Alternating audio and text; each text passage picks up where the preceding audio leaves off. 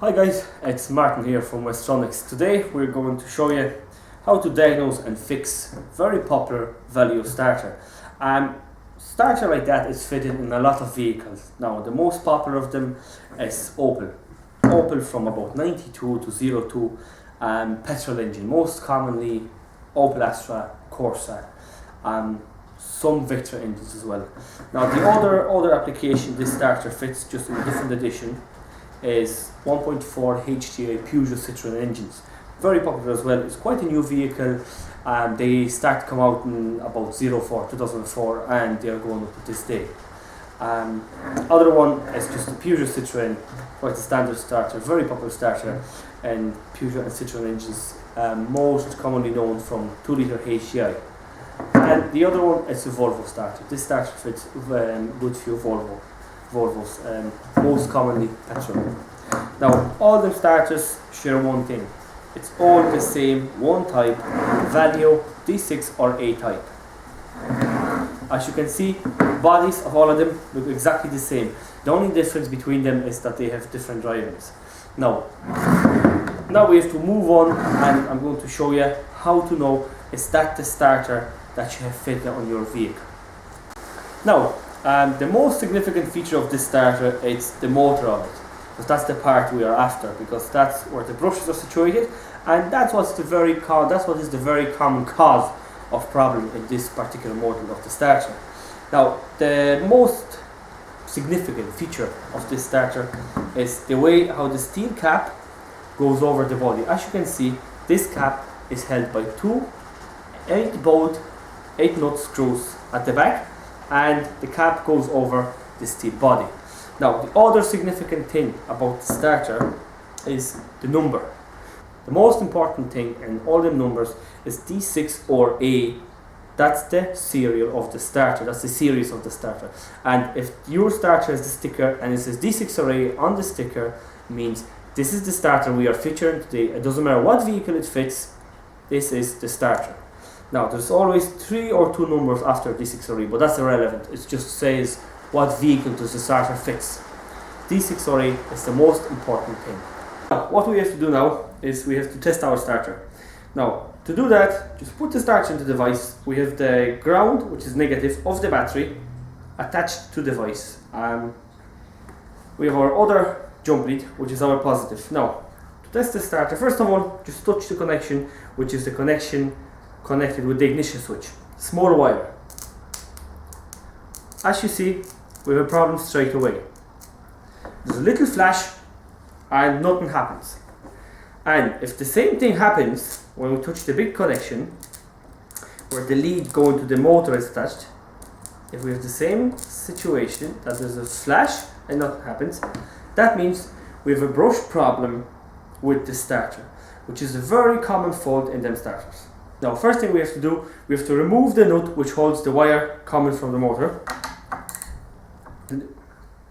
Next thing to do when we have the nut removed is to remove 2 8 nuts from the back of the motor.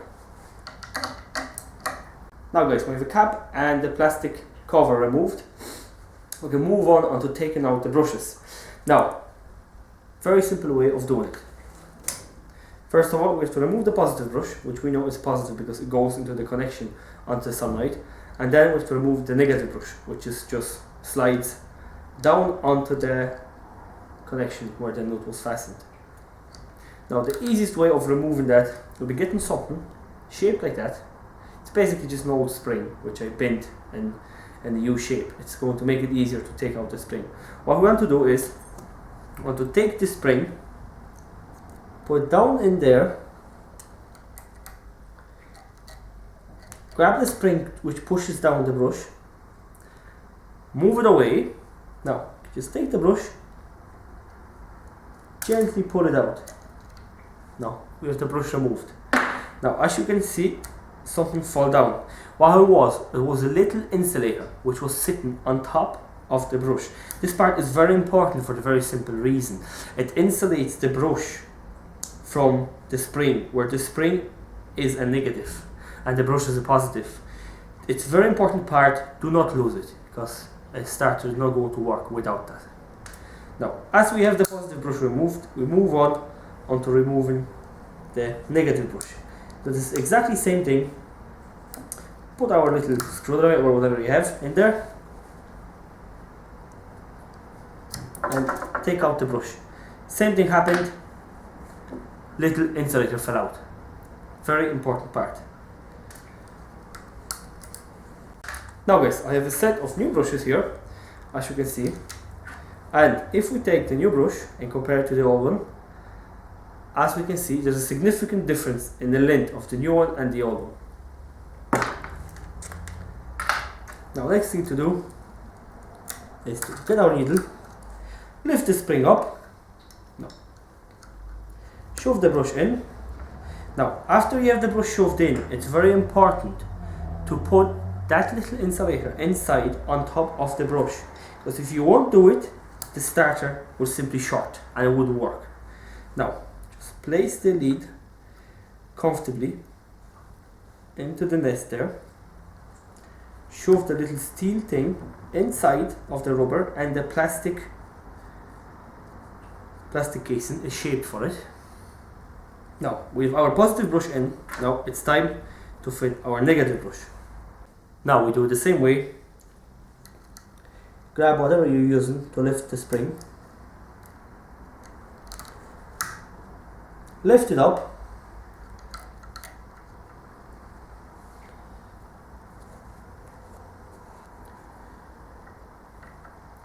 slide it down into the slot,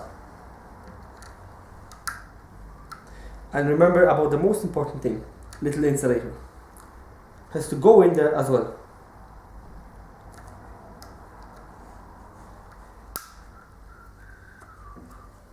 Now after we have this done, just make sure we put a little steel plate onto the bolt. Without that, it's not going to work. Now with this done, we take our cap, we put it back onto the starter,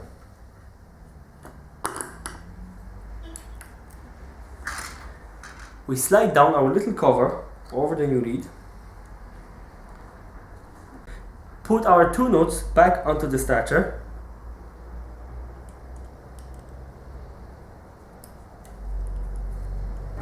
now guys, after we've all our nuts tightened, we can move on and check the starter the same way we checked it before we took it apart. Now sunlight is working. Clamp on our positive and cross the positive with the small connection in the sunlight.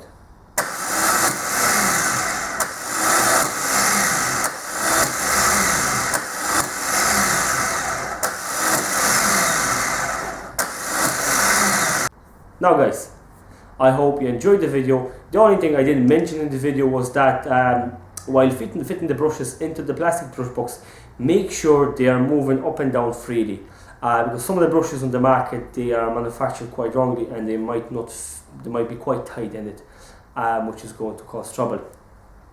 Now if you have any requests or questions, please leave a comment, subscribe to our channel and like the video if you liked it, which is going to help us greatly, and I hope to see you watching our next video. Cheers.